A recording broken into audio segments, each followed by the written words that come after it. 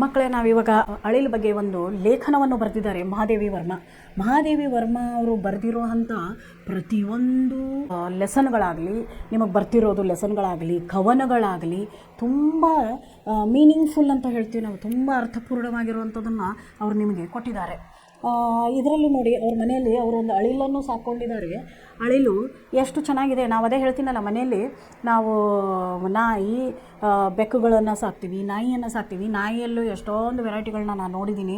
ಆ ನಾಯಿ ಅಂದ ತಕ್ಷಣವೇ ಅದನ್ನು ಮನೆಗೆ ಕರ್ಕೊಂಡು ಬಂದ ತಕ್ಷಣ ಅದಕ್ಕೆ ಹಾಲು ಉಡ್ಸೋದು, ಅದ್ರ ಜೊತೆ ಆಟ ಆಡೋದು, ಅದನ್ನು ಕಟ್ಟೋದೇ ಇಲ್ಲ, ಅದನ್ನು ಹಾಗೆ ಬಿಟ್ಬಿಡೋದು. ಮನೆಯಲ್ಲೆಲ್ಲ ಅದು ಓಡಾಡ್ತಿರುತ್ತೆ ಅವ್ರ ಜೊತೆ, ಮಕ್ಕಳ ಜೊತೆ.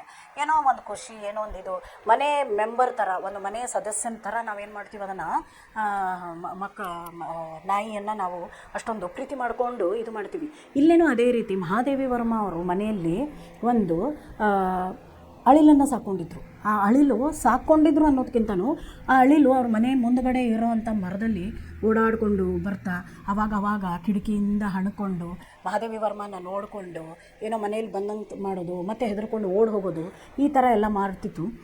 ಅದೇ ರೀತಿ ಇಲ್ಲಿ ನೋಡಿ, ಅಳಿಲು ಏನು ಮಾಡ್ತಿದೆ ಅನ್ನೋದನ್ನು ನೋಡೋಣ. ಅಳಿಲ್ ಬಗ್ಗೆ ಅವ್ರು ಏನು ಹೇಳ್ತಿದ್ದಾರೆ ಅನ್ನೋದನ್ನು ಈ ಪಾಠದಲ್ಲಿ ನಾವು ತಿಳ್ಕೊಳ್ಳೋಣ.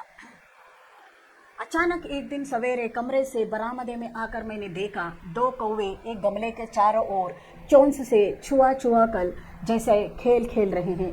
यह काका भुशुंडी भी विचित्र पक्षी है. एक साथ समाधिरत अनादिरत अति सम्मानित अति अवमानित. ಇಲ್ಲೇನು ಹೇಳ್ತಿದ್ದಾರೆ ಅಂದರೆ, ನಾನು ನೋಡಿದ ಪ್ರಕಾರ ಒಂದು ದಿನ ಇದ್ದಕ್ಕಿದ್ದಂಗೆ ನಾನು ಕಿಟಕಿಯಿಂದ ನೋಡಿದೆ. ಇಲ್ಲಿ ಅವ್ರು ಕೊಟ್ಟಿದ್ದಾರೆ ನೋಡ್ರಿ, ಕಾಕಭುಶುಂಡಿ. ಇದು ಕಾಕಭುಶುಂಡಿ ಅಂತಂದರೆ ಕಾಗೆಗಳು. ಏನಂತ ಹೇಳ್ತೀವಿ? ಕಾಗೆಗಳಿಗೆ ಕಾಕಭುಶುಂಡಿ ಅಂತ ಹೇಳಿ ಸಂಸ್ಕೃತದಲ್ಲಿ ಹೇಳ್ತಾರೆ. ಕಾಕ ಅಂತ ಹೇಳ್ತೀವಿ ನಾವು. ಕಾಗೆ ಅಂತ ಕನ್ನಡದಲ್ಲಿ ಹೇಳೋದು, ಕಾಕ ಅಂತ ಹೇಳಿಬಿಟ್ಟು ಕಾಕಭುಶುಂಡಿ, ಇದೆಲ್ಲ ಸಂಸ್ಕೃತ ವರ್ಡದಲ್ಲಿ ನಾವು ಹೇಳ್ತಿರೋದು. ಅದು ಅವ್ರು ನೋಡ್ದಂಗೆ ಒಂದು ಸಾರಿ ಅವ್ರೇನು ನೋಡ್ತಾರೆ ಅಂದರೆ, ಗಮಲೆಗೆ ಚಾರೋ ಓರ್. ಗಮಲ ಅಂತಂದರೆ ಪಾಟ್. ನಾವು ಗಿಡಗಳನ್ನ ಹಚ್ತೀವಿ, ಗಿಡಗಳನ್ನು ಹಚ್ಚುವಂಥ ಒಂದು ಹಚ್ಚುವಂಥ ಒಂದು ಪಾಟಿನ ನಡುವೆ ಅವ್ರು ನೋಡ್ತಿರೋದು ಎಲ್ಲ ಕಾಗೆಗಳು ಹಿಂದೆ ಮುಂದೆ ಮಾಡಿಕೊಂಡು ಓಡಾಡ್ತಿವೆ. ಅದಕ್ಕೆ ಯಾಕೆ ಅಂತ ಅವ್ರು ನೋಡ್ತಾರೆ. ನೋಡಿದಾಗ ಅದೇ ಅವ್ರು ಹೇಳೋದು, ಏಕ ಸಾತ್ ಸಮಾಧಿರತ್. ಕಾಗೆ ಒಂದೇ ಯಾವತ್ತು ಬರಲ್ಲ, ಅದು ತನ್ನ ಜೊತೆಯಲ್ಲಿರೋ ಜನರನ್ನ ಕರ್ಕೊಂಡು ಬರುತ್ತೆ, ಜೊತೆಯಲ್ಲೇ ಇರುತ್ತೆ, ಜೊತೆಯಲ್ಲೇ ಕೂಗಾಡ್ತವೆ, ಜೊತೆಯಲ್ಲೇ ಕೂತ್ಕೋತವೆ. ಆಮೇಲೆ ಅಪಮಾನ ಮಾಡ್ಕೊಳ್ಳೋದಾದರೂ ನಾವು ಕಾಗೆಗಳಿಗೆ ನಾವು ಏನಾದರೂ ಬೈದರು ಮಾಡಿದ್ರೆ ಅಪಮಾನ ಮಾಡಿಕೊಂಡ್ರು ಕೂಡ ಕಾಗೆಗಳು ಜೊತೆಯಲ್ಲೇ ಅಪಮಾನಿತನೂ ಆಗ್ತವೆ. हमारे बेचारे पुरखे ने गरुड़ के रूप में आ सकते हैं, न मयूर के न हंस के. उन्हें पितर पक्ष के हमसे कुछ पाने के लिए काक बनकर ही ಅವತರಣ ಹೋತಾ ಪಡ್ತಾ ಹೇ. ಅದಕ್ಕೆ ನಾವು ಪಿತೃಪಕ್ಷ ಅಂತ ಮಾಡ್ತೀವಿ. ಸತ್ತವರಿಗೆ ನಾವೇನು ಮಾಡ್ತೀವಿ, ಊಟ ಇಡ್ತೀವಿ. ಊಟ ಇಟ್ಟಾಗ ಬೇರೆ ಯಾವ ಬರಲ್ಲ, ಅಲ್ಲಿ ಗರುಡನೂ ಬರಲ್ಲ, ಏನೊಂದು ಒಂದು ಗುಬ್ಬಿನೂ ಬರಲ್ಲ, ಆಮೇಲೆ ಜೊತೆಯಲ್ಲಿ ಒಂದು ಏನು ಹೇಳ್ತೀರಾ ನೀವು, ಒಂದು ಗಿಳಿನೂ ಬರಲ್ಲ. ಅದು ಬರೋದವ್ರು ಯಾವ ರೂಪದಲ್ಲಿ ಬರ್ತವೆ ಅಂತ ಹೇಳ್ತಿದ್ದಾರೆ ಅವರು, ಕಾಗೆ ರೂಪದಲ್ಲಿ ಬರ್ತವೆ ಅಂತ ಅವರು ಹೇಳ್ತಿದ್ದಾರೆ. इतना ही नहीं, हमारे दूरस्थ प्रियजनों को भी अपने आने का मधुर संदेश इनके कर्कश स्वर में ही देना पड़ता है. दूसरी ओर हम कौवा और काव करने का अवमानन के अर्थ में ही प्रयुक्त करते हैं. ಅದಕ್ಕೆ ದೂರದಿಂದ ನಮ್ಮ ಮನೆಗೆ ಯಾರಾದರೂ ಜನ ಬರ್ತಾರೆ ಅಂದಾಗ, ಮೊದಲಿನ ಕಾಲದಲ್ಲಿ ಮನೆ ಮೇಲೆ ಕಾಗೆ ಕೂತ್ಕೊಂಡ್ರೆ ನಮ್ಮ ಮನೆಗೆ ಯಾರೋ ನೆಂಟರು ಬರ್ತಾರೆ ಅಂತ. ಇವಾಗಾದರೂ ಫೋನ್ ಎಲ್ಲ ಬಂದಿದೆ, ಮುಂಚೆನೇ ಹೇಳಿಬಿಡ್ತಾರೆ ನಾವು ಬರ್ತಾ ಇದ್ದೀವಿ ಅಂತ ಹೇಳಿ. ಆದರೆ ಮುಂಚೆ ಅದಕ್ಕೂ ಮೊದಲು ಕಾಗೆ ಮನೆ ಹತ್ರ ಬಂದು ಕೂತ್ರೇ ಏನು ಅಂತಂದರೆ, ಕಾಗೆನ ಯಾರೂ ಇಷ್ಟಪಡಲ್ಲ. ಆದರೆ ನೋಡಿ, ಕಾಗೆ ಎಷ್ಟು ಇಂಪಾರ್ಟೆಂಟ್ ಆಗಿಬಿಟ್ಟು ಇತ್ತು ಅಂದರೆ, ಆಗಿನ ಕಾಲದಲ್ಲಿ ಮನೆ ಮೇಲ್ಗಡೆ ಕಾಗೆ ಬಂದು ಕೂತ್ರೆ ಯಾರೋ ಜನ ಮನೆಗೆ ಬರೋರಿದ್ದಾರೆ, ಅಥವಾ ಮನೆ ಮುಂದುಗಡೆ ಕಾಗೆ ಬಂದು ಕಾವ್ ಅಂತ ಕೂಗಿದ್ರೆ ಇವತ್ತು ಅವ್ರದ್ದು ಏನಾದರೂ ಕಾಗದ ಪತ್ರ ಬರ್ಬೋದು. ಮುಂಚೆ ಪತ್ರಗಳು ಜಾಸ್ತಿ ಇತ್ತು, ಪತ್ರಗಳು ಬರ್ಬೋದು, ಅಥವಾ ಏನಾದರೂ ಒಂದು ಬರ್ಬೋದು, ಏನೋ ನೆಂಟರ ಕಡೆಯಿಂದ ಏನಾದರೂ ಒಂದು ಸುದ್ದಿ ಬರ್ಬೋದು, ಇಲ್ಲ ನೆಂಟರೇ ಬರ್ಬೋದು ಅನ್ನೋ ರೀತಿ ಮೊದಲಿನ ಕಾಲದಲ್ಲಿ ಜನ ಅನ್ಕೋತಿದ್ರು. अदे रीति मेरे काक पुराण विलेचन अर्चना बाद आ पड़ी है, क्योंकि गमले दीवार की संधि में छिपे एक छोटे से जीव पर मेरी दृष्टि रुक गई. निकट जाकर देखा गिलहरी का एक छोटा सा बच्चा जो संभवतः घोंसले से गिर पड़ा और अब कौवे जिसमें सुलभ आहार खोज रहे हैं. ಅದಕ್ಕೆ ಅವರಂದ್ರು, ನಾನು ನೋಡಿದೆ ಕಿಟಕಿಯಿಂದ ಎಲ್ಲ ಕಾಗೆಗಳು, ಈಗ ಕಾಗೆಗಳ ಬಗ್ಗೆ ಅವರು ಇಷ್ಟೆಲ್ಲ ನಮ್ಗೆ ಇನ್ಫಾರ್ಮೇಷನ್ ಕೊಟ್ಟಿದ್ದಾರೆ. ಅದಕ್ಕೆ ಅವರಂದ್ರು, ನೋಡಿ ನಾನು ಆಮೇಲೆ ಸಮೀಪ ಹೋಗಿ ನೋಡಿದೆ, ಒಂದು ಏನೋ ಗಿಲಹರಿ ಕಾ ಬಚ್ಚ. ಗಿಲಹರಿ ಅಂದರೆ ಅಳಿಲು. ನೀವು ಅಳಿಲನ್ನು ನೋಡಿದಿರಿ, ಅದನ್ನು ನಾವು ಹಿಡಿಯೋಕ್ಕೆ ಸಾಧ್ಯನೇ ಇಲ್ಲ, ನಮ್ಮ ಕೈಗೆ ಬರೋದೇ ಇಲ್ಲ. ಅದು ಎಲ್ಲೆಲ್ಲೋ ಓಡಾಡ್ತಿರ್ತಾರೆ. ದೂರಿಂದನೇ ನೋಡೋದು ಇಷ್ಟ, ಅದನ್ನು ಏನು ಮಾಡಿಬಿಡೋದು ನಾವು, ಖುಷಿಯಾಗಿದ್ದುಬಿಡೋದು ಅಷ್ಟೇ. ಅದೇ ರೀತಿ ಅವರು ಒಂದು ಅಳಿಲನ್ನು ನೋಡ್ತಾರೆ. ಅಳಿಲನ್ನು ನೋಡಿದಾಗ ಅದು ಅಳಿಲು ಮರಿ ಇರುತ್ತೆ. ಅದು ಬಹುಶಃ ಅದು ತನ್ನ ಗೂಡಿಂದ, ಅಳಿಲು ತನ್ನ ಗೂಡಿನಿಂದ ಬಿದ್ದಿರಬೇಕು. ಅದನ್ನು ನೋಡಿದೆ ನಾನು, ಅದಕ್ಕೆ ಅದು ಗೂಡಿನಿಂದ ಬಿದ್ದಿರಬೇಕು, ಕೆಳಗಡೆ ಬಿದ್ದಿತ್ತು. ನಾನು ಹೋದೆ, ಅದನ್ನು ಸಮೀಪದಿಂದ ನೋಡಿದೆ. ಅದ್ರ ಅಕ್ಕಪಕ್ಕ ಯಾರಿದ್ರು, ಕಾಗೆಗಳಿದ್ರು. ಆ ಕಾಗೆಗಳು ಸೇರಿಕೊಂಡು ತಮ್ಮ ಆಹಾರ ಮಾಡ್ಕೊಳ್ಳೋಕ್ಕೆ ನೋಡ್ಕೊತಿದ್ರು ಅಂತ ಹೇಳಿ ಯಾರು ಹೇಳ್ತಿದ್ದಾರೆ ಇಲ್ಲಿ, ಮಹಾದೇವಿ ವರ್ಮ ಹೇಳ್ತಿದ್ದಾರೆ. ಮುಂದೆ ಏನಾಯ್ತು ನೋಡೋಣ. काकदव्य की चोंच के 2 घाव उस लघु प्राणी के लिए बहुत थे, अतः वह निश्चेष सा गमले से चिपक पड़ा था. ನಾ ನೋಡಿದ ಥರ ಅದು ಒಂದು ಏನು ಗಿಡದ ಪಾಟ್ ಏನಿದೆ, ಒಂದು ಮಡಕೆ ಏನಿದೆ, ಗಿಡದ್ದು ಗಮಲ ಅಂತಂದರೆ ಪಾಟು, ಗಿಡಕ್ಕೆ ನಾವು ಗಿಡ ಹಚ್ತೀವಲ್ಲ, ಪಾಟ್ಗೆ ನಾವೇನು ಅಂತೀವಿ, ಗಮಲ ಅಂತೀವಿ. ಅದು ಏನೋ ಹೆದರ್ಕೊಂಡು, ಕಾಗೆಗಳು ಎಲ್ಲಿ ನನ್ನ ಚುಚ್ಚಿಬಿಡ್ತವೋ ಅಂತ ಹೆದರ್ಕೊಂಡು ಆ ಪಾಟಿಗೆ ಅಂಟ್ಕೊಂಡು ಕೂತಿತ್ತು. ನಾನು ಅದನ್ನು ನೋಡಿದೆ. सबने कहा, कौवे की चोंच का घाव लगने के बाद यह बच नहीं सकता, अतः इसे ऐसे ही रहने दिया जाए. ಅದನ್ನು ಮನೆಯಲ್ಲಿರೋರೆಲ್ಲ ನೋಡಿ ಏನಂದರು, ಕಾಗೆಗಳು ಆಗಲೇ ತಮ್ಮ ಕೊಕ್ಕಿಂದ ಅದನ್ನು ಏನು ಮಾಡಿವೆ, ಅದನ್ನು ಹೊಡೆದಿವೆ. ಹಂಗಾಗಿ ಅದು ಉಳಿತೋ ಇಲ್ಲೋ ಗೊತ್ತಿಲ್ಲ, ಅದು ಉಳಿಯೋ ಥರ ನಮಗೆ ಅನ್ನಿಸ್ತಾ ಇಲ್ಲ ಅಂತ ಮನೆ ಜನನೂ ಬಂದು ನೋಡಿ ನನಗೆ ಹೇಳಿದರು. परंतु मन नहीं माना. उसे हौले से उठाकर कमरे में लाई, फिर रुई से रक्त पोंछकर घावों पर पेनिसिलिन का मरहम लगाया. कई घंटे के उपचार के उपरांत उसके मुंह में एक बूंद पानी टपकाया जा सका. तीसरे दिन वह इतना अच्छा और आश्वस्त हो गया कि मेरी उंगली अपने 2 नन्हे पंजों से पकड़कर नीले कांच के मोतियों जैसे आंखों से इधर उधर देखने लगा. ಇಷ್ಟೆಲ್ಲ ನಮ್ಮ ಮನೆ ಜನ ಹೇಳಿದರು. ಅದಕ್ಕಾಗಲೇ ಮರಿ ಮೇಲಿಂದ ಬಿದ್ದಿತ್ತು, ಅಲ್ಲಿ ಅಂಟ್ಕೊಂಡಿತ್ತು ಗೋಡೆಗೆ. ಅದನ್ನು ತೆಗೆದೆ, ನಾನು ತೊಗೊಂಡು ಬಂದೆ. ನಮ್ಮ ಮನೆಯಲ್ಲಿರೋ ಜನ ಅಂದರು, ಇಲ್ಲ ಕಾಗೆ ಅದನ್ನು ಹೊಡೆದಿದೆ, ನಂಜೇರಿರ್ಬೋದು, ಅದು ಇನ್ನೇನು ಉಳಿಯಲ್ಲ, ಸಾಯುತ್ತೆ ಅಂತ. ನಮ್ಮ ಮನೆಗೆ ಕರ್ಕೊಂಡು ಬಂದೆ. ಅದಕ್ಕೆಲ್ಲ ಮಲಾಮ್ ಹಚ್ಚಿದೆ, ಅದಕ್ಕೆಲ್ಲ ಆಯಿಂಟ್ಮೆಂಟ್ ಹಚ್ಚಿದೆ, ಮಲಾಮ್ ಎಲ್ಲ ಹಚ್ಚಿ ಆಮೇಲೆ 3-4 ಗಂಟೆ ಆದಮೇಲೆ ಅದ್ರ ಬಾಯಲ್ಲಿ ನಾನೇನು ಮಾಡಿದೆ, ಒಂದು 2 ಹನಿ ನೀರನ್ನು ಅದಕ್ಕೆ ಕುಡಿಸಿದೆ. ಅದೇ ಥರನೇ ಒಂದು 2-3 ದಿನ ಅವರು ಮಲಾಮ್ ಹಚ್ಚಿ ಎಲ್ಲ ಮಾಡಿ ಅದಕ್ಕೆ ನೀರು ಕುಡಿಸಿದ ಮೇಲೇ 2-3 ದಿನಕ್ಕೇ ಅದು ತುಂಬ ಖುಷಿಯಾಗಿ ತನ್ನ ಕೈಯಿಂದ ಅಂಗೈ ಮೇಲೆ ಅದು ಏನು ಮಾಡಿತು, ಹತ್ಕೊಂಡು ಕೂತ್ಕೊಂಡ್ಬಿಡ್ತು ಬಂದು ಅಂತ.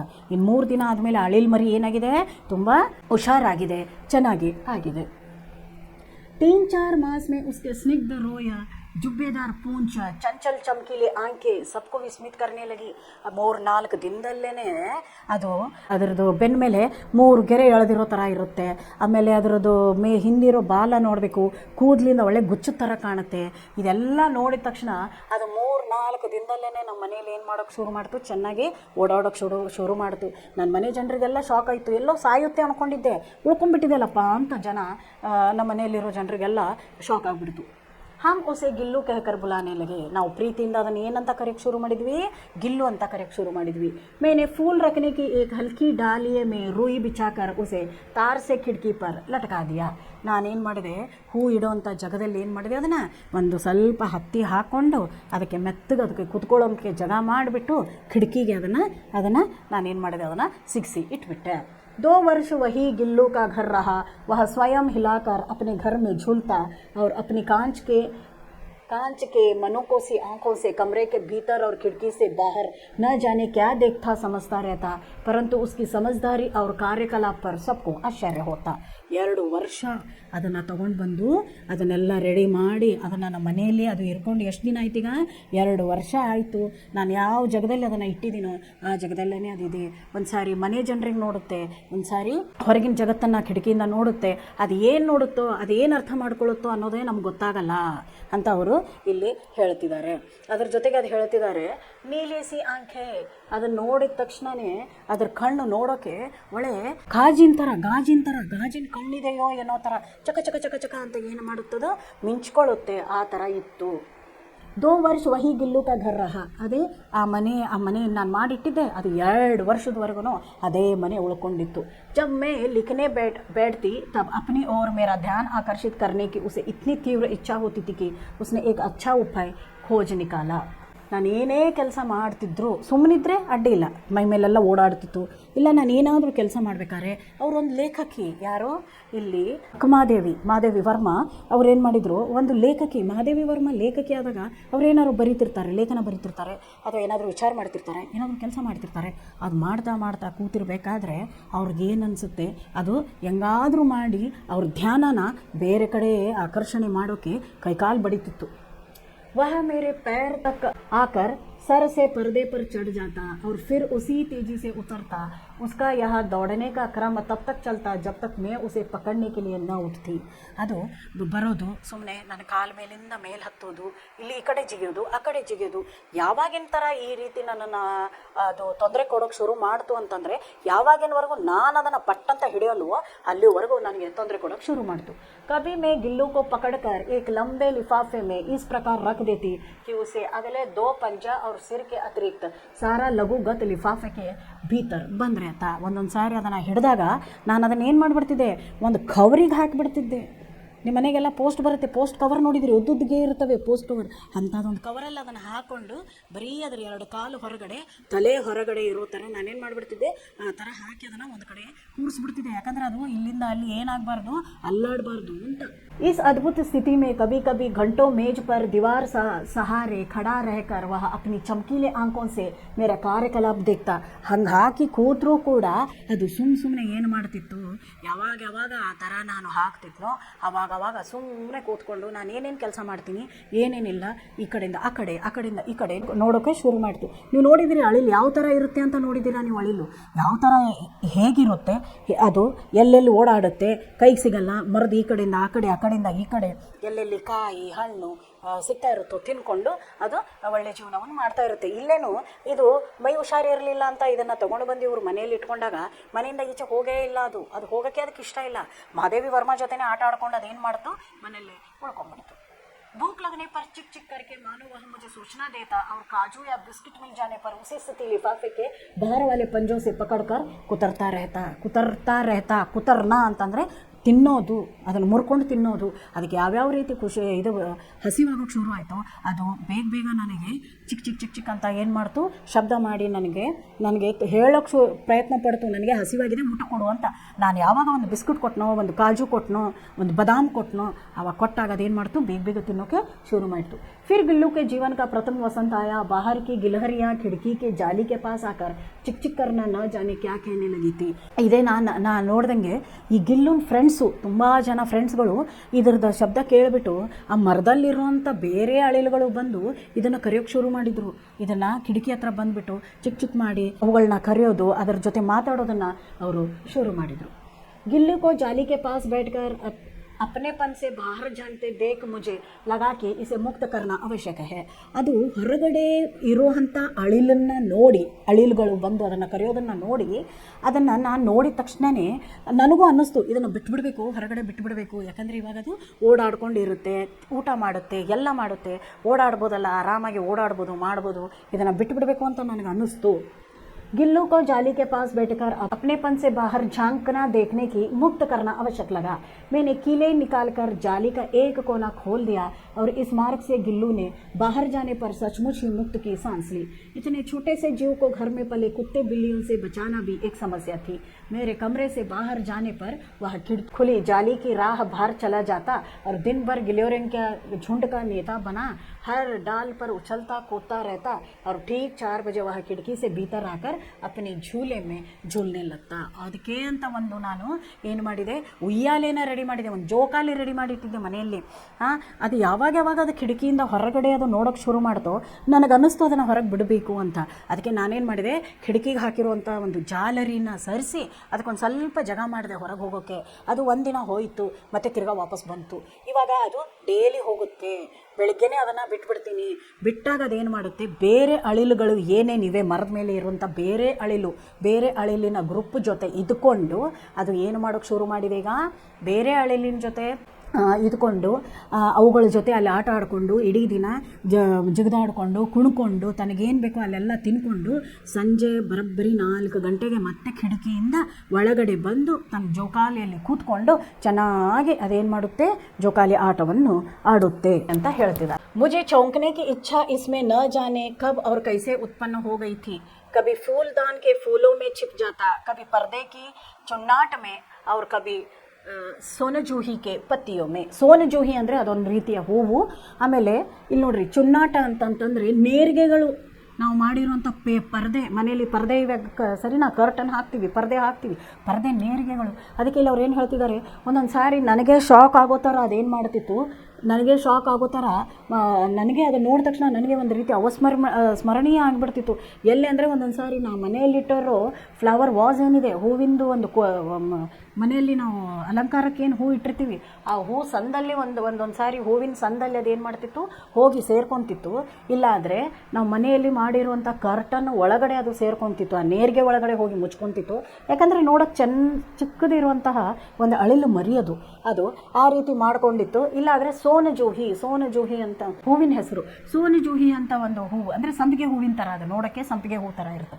ಸಂಪಿಗೆ ಹೂವಿನ ಥರ ಇರುವಂಥ ಒಂದು ಹೂವಿಂದು ಗಿಡ ಇದೆ. ಆ ಗಿಡದ ಒಳಗಡೆ ಇರುವಂಥ ಎಲೆಯಲ್ಲಿ ಅದು ಹೋಗಿ ಏನು ಮಾಡ್ಕೊತಿತ್ತು, ಅದು ನನ್ನಲ್ಲಿ ಔತ್ಕೊಂಡು ಕೂರ್ತಿತ್ತು, ಅದು ಮುಚ್ಕೊಂಡು ಕೂರ್ತಿತ್ತಲ್ಲಿ. ಅಲ್ಲಿ ಕೂತ್ಕೊಂಡಾಗ ಅದನ್ನು ಹುಡ್ಕೋದೇ ನನಗೇನಾಗ್ಬಿಡ್ತಿತ್ತು, ಒಂದು ದೊಡ್ಡ ಕೆಲಸ ಆಗ್ತಿತ್ತು. ಅದರ ಜೊತೆಗೆ ಅವ್ರು ಹೇಳ್ತಾರೆ, ಮಹಾದೇವಿ ವರ್ಮ ಮನೆಯಲ್ಲಿ ನಾಯಿ ಮತ್ತು ಬೆಕ್ಕುಗಳಿತ್ತು. ಆ ಬೆಕ್ಕುಗಳಿಗೆ ಇದು ಅಂದರೆ ತುಂಬ ಇಷ್ಟ, ಅದನ್ನು ಹಿಡ್ಕೊಂಡು ತಿಂದುಬಿಡುತ್ತೆ.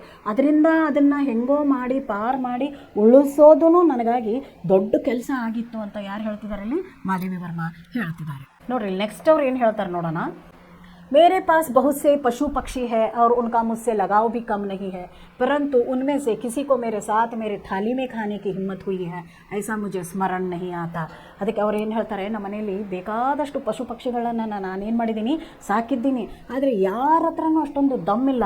ನಾನು ಊಟ ಕುಂತಾಗ ನನ್ನ ಪ್ಲೇಟಲ್ಲಿರುವಂಥ ಊಟ ತಿನ್ನೋಕೆ ಯಾರಲ್ಲಿದೆ ಆ ದಮ್ ಇರೋದು ಯಾರ ಹತ್ರ ಅಂದರೆ ಅಳಿಲು. ಅದು ಹೇಳದೆ ಕೇಳದೆ ಬಂದು ಅದೇನು ಮಾಡುತ್ತೆ, ನನ್ನ ಪ್ಲೇಟಲ್ಲಿರೋ ಊಟನ ಸಹಿತ ಬಂದು ಬಾಯಲ್ಲಿ ಹಾಕೊಂಡು ಓಡ್ ಹೋಗುತ್ತೆ. उसी बीच मुझे मोटर दुर्घटना में आहत होकर कुछ दिन किल्लू इनमें अपवाद था. मैं जैसे ही खाने के कमरे में पहुंचती, वह खिड़की से निकलकर आंगन की दीवार बरामदा पार करके मेज पर पहुंच जाता और मेरी थाली में बैठ जाना चाहता. बड़ी कठिनाई से मैंने उसे थाली के पास बैठना सिखाया, जहां बैठकर मेरी थाली में से एक चावल उठाकर बड़ी सफाई से खाता रहता. काजू उसका प्रिय खाद्य था और कई दिन काजू न मिलने पर वह अन्य खाने की चीज़ या लेना बंद कर देता था, झूले से नीचे फेंक देता था. ನೋಡ್ರಿ, ಎಷ್ಟು ಚೆನ್ನಾಗಿ ಹೇಳ್ತಾರವರು. ನಾನು ಊಟಕ್ಕೆ ಕೂತ್ಕೊಂಡಾಗ, ನಾನು ಯಾವಾಗ ಹೋಗಿ ಅಲ್ಲಿ ಊಟ ಮಾಡೋಕ್ಕೆ ಕೂರ್ತೀನೋ, ಹೆಂಗೋ ತಪ್ಪಿಸ್ಕೊಂಡು ಅದೇನು ಮಾಡ್ತಿತ್ತು, ಎಲ್ಲರ ಕಣ್ಣು ತಪ್ಪಿಸ್ಕೊಂಡು, ಯಾರೂ ಅದನ್ನು ಹಿಡಿಬಾರ್ದು, ಎಲ್ಲರ ಕಣ್ಣನ್ನು ತಪ್ಪಿಸ್ಕೊಂಡು ಅದೇನು ಮಾಡ್ತಿತ್ತು ಅಂದರೆ, ಅದು ಬಂದು ಪ್ಲೇಟ್ನಲ್ಲಿರುವಂಥ, ನನ್ನ ಪ್ಲೇಟ್ನಲ್ಲಿರುವ, ನಾನು ಟೇಬಲ್ ಮೇಲೆ ಕೂತ್ಕೊಂಡು ಊಟ ಮಾಡಬೇಕಾದ್ರೆ ಟೇಬಲ್ ಮೇಲೇ ಅದು ಬಂದು ಕೂತ್ಕೊಂಡು ನನ್ನ ಪ್ಲೇಟ್ನಲ್ಲಿರುವಂಥ ಒಂದೊಂದು ಅಗಳು ಅನ್ನ ಕೂಡ ಅದೇನು ಮಾಡ್ತಿತ್ತು, ನನ್ನ ಜೊತೆನೇ ಅದು ತಿಂತಿತ್ತು. ತಿಂದ ಮೇಲೇ ಆಮೇಲೆ ಅದಕ್ಕೆ ತುಂಬ ಇಷ್ಟವಾಗಿರೋದಂದರೆ ಏನು, ಬಾದಾಮು ತುಂಬ ಇಷ್ಟ. ಅದಕ್ಕೆ ಬಾದಾಮಿ ಹಣ್ಣು ನಾವೇನು ಹೇಳ್ತೀವಲ್ಲ, ಬಾದಾಮ್ ಅಂತ ಹೇಳ್ತೀವಲ್ಲ, ಆ ಬಾದಾಮ ಬೀಜ ಅದಕ್ಕೆ ತುಂಬ ಇಷ್ಟ ಆಗಿರೋದು. ಎಷ್ಟೋ ದಿನದವರೆಗೂ ಆ ಬಾದಾಮ್ ಸಿಗಲಿಲ್ಲ ಅಂದರೆ ನಾವು ಬೇರೆ ಏನು ಕೊಟ್ಟರು ಅದನ್ನು ಬಿಟ್ಟು ಅದನ್ನು ಅಲ್ಲಿಂದ ಸರಿಸಿ ಹೋಗ್ತಿತ್ತು. ಅದು ಬಾದಾಮೇ ಬೇಕಾಗಿತ್ತು ಅದು ಕೂಟಕ್ಕೆ ಅಂತ ಅವರು ಹೇಳ್ತಿದ್ದಾರೆ. उसी बीच मुझे मोटर दुर्घटना में आहत होकर कुछ दिन अस्पताल में रहना पड़ा. उन दिनों जब मेरे कमरे का दरवाज़ा खोला जाता, गिल्लू अपने झोले में उतरकर दौड़ता और फिर किसी दूसरे को देखकर तेजी से अपने घोंसले में जा बैठता. सब उसे काजू दे जाते, परंतु अस्पताल से लौटकर जब मैंने उसे झूले की सफाई की तो उसमें काजू भरे मिले, जिसने ज्ञात होता है कि वह उन दिनों अपना प्रिय खाद्य कितना कम खाता रहा. अस्वस्थता में वह तकिए पर सिरहाने बैठकर अपने नन्हे पंजों से मेरे सिर और बालों को ಹೊಲೆ ಸಹಲಾತ. ನೋಡ್ರಿ, ಎಷ್ಟು ಚೆನ್ನಾಗಿದೆ. ಪ್ರಾಣಿಗಳಿಗೆ ನೋಡ್ರಿ ಎಷ್ಟು ಬೇಗ ಅರ್ಥ ಆಗಿಬಿಡುತ್ತೆ. ನಮಗೆ ಮೈ ಹುಷಾರಿಲ್ಲ ಹಾಗೆ ಹೀಗೆ ಅಂತ ಪ್ರಾಣಿಗಳು ಎಷ್ಟು ಬೇಗ ಅರ್ಥ ಮಾಡ್ಕೊಳ್ತವೆ. ಇಲ್ಲಿ ಅವ್ರು ಅದನ್ನೇ ಹೇಳ್ತಾರೆ, ಈ ನಡುವೆ ನನಗೆ ಒಂದು ಆಕ್ಸಿಡೆಂಟ್ ಆಗಿ ನನ್ನ ಕಾಲು ಮುರ್ಕೊಂಡಿತ್ತು. ಕಾಲು ಮುರ್ಕೊಂಡಾಗ ನಾನು ಆಸ್ಪತ್ರೆಯಲ್ಲಿ ಅಡ್ಮಿಟ್ ಇದ್ದೆ. ನಾನು ಆಸ್ಪತ್ರೆಯಲ್ಲಿ ಇರಬೇಕಾದ್ರೆ ನಮ್ಮ ಮನೆಯಲ್ಲಿ ಇರುವಂಥ ಕೆಲಸದವರು, ನಮ್ಮ ಮನೆ ಜನ ಎಲ್ಲ ಸೇರ್ಕೊಂಡು ಅದಕ್ಕೆ ಏನು ಕೊಟ್ಟರು, ಬಾದಾಮಿ ಬೀಜ ಕೊಟ್ಟರು. ಬಾದಾಮಿ ಬೀಜ ಕೊಟ್ಟರು ಕೂಡ ಅದು ತೊಗೊಂಡು ಹೋಗಿ ಅದೇನು ಒಂದು ಜೋಕಾಲಿ ಮಾಡಿ ಇಟ್ಟಿದ್ರು ಇವರು ಮಹಾದೇವಿ ವರ್ಮ ಆ ಜೋಕಾಲಿ ಒಳಗಡೆ ಅದನ್ನು ಸೇರಿಸ್ಕೊಂಡೇ ಹೋಯಿತು. ಅದು ಊಟ ಮಾಡಲಿಲ್ಲ, ಯಾವಾಗಿನವರೆಗೂ ಊಟ ಮಾಡಲಿಲ್ಲ, ನಾನು ಮನೆಗೆ ಬರೋವರೆಗೂ ಅದು ಊಟನೇ ಮಾಡಲಿಲ್ಲ. ಆಮೇಲೆ ನಾನು ಮನೆಗೆ ಬಂದ ಮೇಲೆ ನಾನು ಆಮೇಲೆ ಒಂದು ಗೂಡನ್ನು ನಾನೇನು ಮಾಡಿದೆ, ಕ್ಲೀನ್ ಮಾಡೋಣ ಅಂತ ಹೇಳಿ ಮನೆಗೆ ಬಂದೆ.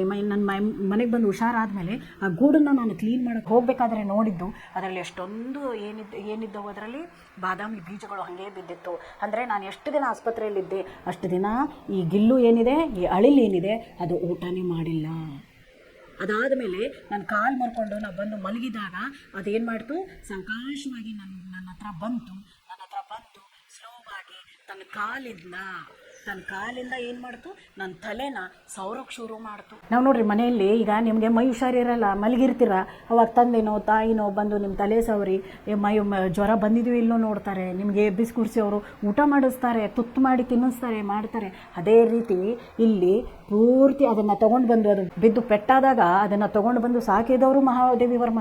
ಇವಾಗ ಮಹಾದೇವಿ ವರ್ಮಗೆ ಮೈ ಹುಷಾರಿಲ್ದಾಗ ಅದೇನು ಮಾಡ್ತು, ಅದು ಕೂಡ ಅವ್ರ ಪಕ್ಕನೇ ಕೂತ್ಕೊಂಡು ತನ್ನ ಕೈಯಿಂದ ಕಾಲಿಂದ ಅದೇನು ಮಾಡ್ತು, ಅವ್ರ ತಲೆನ ಅವ್ರ ಮುಖನ ಸವರಕ್ಕೆ ಶುರು ಮಾಡ್ತು. गर्मियों में जब मैं दोपहर में काम करती रहती तो गिल्लू ना बाहर जाता ना अपने झूले में बैठता, वह मेरे पास रखी सुराही पर लेट जाता और इस प्रकार समीप भी रहता और ठंडक में भी रहता. ಅದು ನಾನು ಯಾವ ಥರ ಬೇಸಿಗೆ ಕಾಲ ಬಂತು, ಇವಾಗ ಬೇಸಿಗೆ ಕಾಲ ಬಂತು, ಮಹಾದೇವಿ ವರ್ಮ ಹುಷಾರಾದ ಮೇಲೆ ಬೇಸಿಗೆ ಕಾಲ ಬಂದಾಗ ಯಾವ ರೀತಿ ನಾನು ಹೋಗಿ ಸುಮ್ಮನೆ ನನ್ನ ಒಂದು ಚೇರ್ ಮೇಲೆ ನಾನು ಆರಾಮಾಗಿ ಕೂತ್ಕೊತಿದ್ನೋ, ಅವ್ರೇನು ಮಾಡಿ ಅದು ಏನು ಮಾಡಿತು, ಅಲ್ಲಿ ಎಲ್ಲೂ ಇರ್ತಿರಲಿಲ್ಲ, ಅದು ನನ್ನ ಪಕ್ಕನೇ ಬಂದು ನನ್ನ ಚೇರ್ದು ಕೈ ಏನಿದೆ, ಕುರ್ಚಿದು ಕೈ ಏನಿದೆ ಅದ್ರ ಮೇಲೇ ಬಂದು ಆರಾಮಾಗಿ ನನ್ನ ಪಕ್ಕನೇ ಏನು ಮಾಡ್ತಿತ್ತು, ಮಲಗ್ತಿತ್ತು ಅಂತ ಹೇಳ್ತಾರೆ. गिलहरियों का जीवन की अवधि 2 वर्ष से अधिक नहीं होती, अतः गिल्लों की जीवन यात्रा का अंत आ ही गया.